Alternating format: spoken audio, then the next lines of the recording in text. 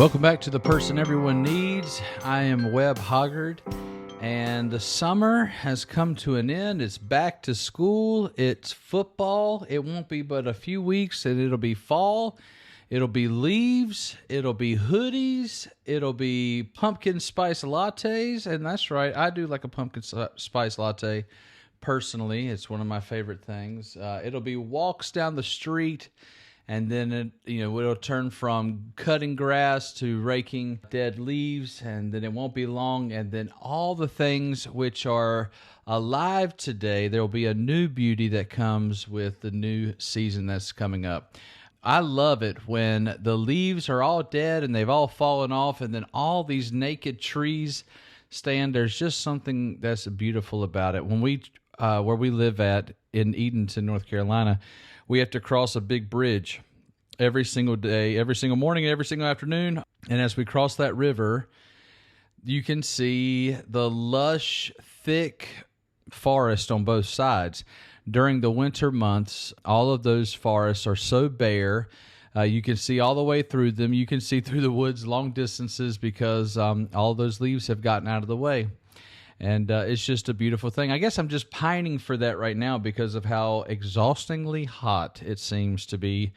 Yesterday, I spent some time swimming in the river, and I had to just jump in there because of how hot it was outside of it, and it was like exhaustingly hot. So yes, I'm just pining for the winter, but I guess the thought that came to me today, and so today I don't really have a teaching. I just have a thought I want to share with you. Ecclesiastes 3, I believe it's 11, says that God makes all things beautiful in its time.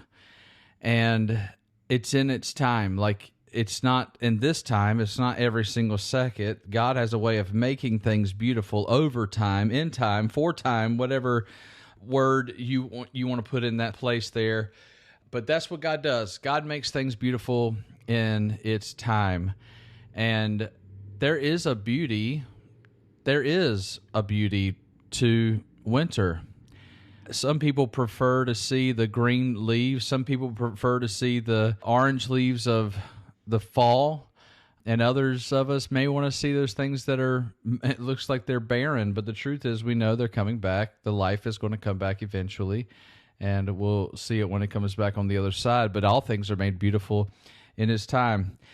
The thought that I have for you today is whether you are in a lifestyle right now where it seems like there's an abundance, you are over.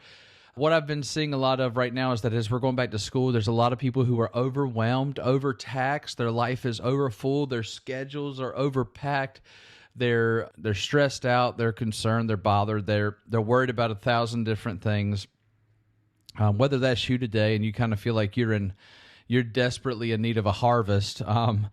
But there's a season coming, I'll tell you, where a lot of those things, they're going to chill out for you. If it's about children, there is a day coming where you won't have to worry. It may be a long way away. I mean, I've got at least 12 more years of caring about back to school with my kids and stuff like that.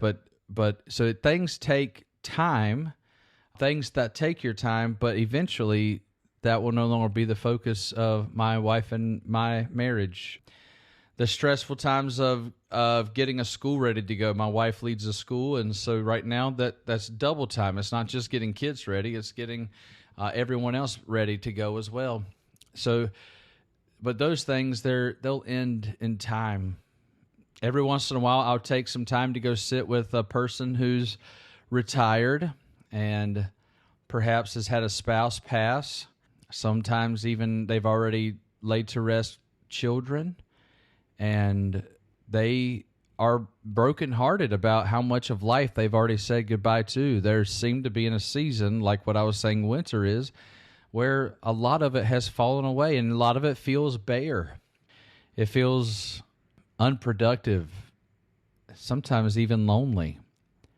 When you're lush and full of all things going on, sometimes it's hard to see the joy of all the things you have to be and all the people you're surrounded by. But then when you get completely alone and all those other things have fallen away, it becomes very easy to recognize that you're completely lonely and that's got its own trials. Today I went and sat with one of the sweetest ladies I know, and I told her that she'd been on my heart for several weeks, and that I was been praying for her that, if she had any anxieties or anything like that, that God would be close to her. And she said that she'd been feeling exceptionally lonely recently, and that she was really grateful for the prayers and so thankful for the visit. Now, it took me 3 weeks to get to her. The Lord laid her on my heart 3 weeks ago, and I've been trying to get to her, and I'm so glad I finally got to be with her. But when I hear people say that they're lonely, that's really hard for me to hear, because, my Lord, I would love to be alone. There is a difference between being alone and being lonely. There's a difference between isolation and solitude. And the difference is you. You get to decide what the difference is. Right now, you might need a moment alone.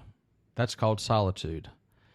Maybe right now, you need a friend, and you're actually stuck in isolation, so you need to find somewhere to connect to someone else. You get to decide whether or not it's healthy. It's not a good idea to sit around and think that the problems that you have been placed upon you by some other force. It's better for you to get up, do whatever you've got to do to go after those things, and to change the future, change the destiny, change where you're at, whatever you've got to do. Because whatever you're going through right now, I'm telling you, it's going to change eventually. And God has a way of making all things beautiful in time. There's a time that loneliness is beautiful, and there's a time when isolation is not. There's a time when you need to be driven and ambitious and chase down dreams and run after every opportunity in front of you. Then there's an opportunity where you need to rest and you need to focus on your family and your health and yourself. And I don't mean just daily. I mean, that might be a daily fix for you, but there might be seasons of your life where you have to stop focusing on your job so that you can focus on your family. And Disney will never tell you this, but there might be a time where you need to take your focus off of your family so that you can chase after those career dreams. Now, I'm not saying you can ever forget any of those at all together. That's never the case. But there are seasons of your life where you can chase things and you can say, this is only going to be a season. My wife has told me multiple times that the idea of seasons is such a help to her to realize that nothing is going to last forever except for Jesus Christ and his kingdom. I've always thought that that's not really, I want a stable situation. I want to know that things are going to last forever. But the truth is, things don't. Friends come and friends go. Blessed be the name of the Lord. New life comes, and then some die. Blessed be the name of the Lord. We have riches, and we go poor. Blessed be the name of the Lord. We're healthy, and then we're not. Blessed be the name of the Lord. The economy is booming, and the economy struggles. Blessed be the name of the Lord. I don't know where you're at right now. I don't know what storm you might be entering or coming out of. I don't know if you feel like you're in a desert place. I don't know if you feel like the leaves on your branches are so full they're making it heavy and it's hard to even keep them up. Or maybe today you feel like everything's been stripped away from you and you've just been laid bare. Wherever you're at right now, I can tell you, God can meet you right where you're at, and he can help you out.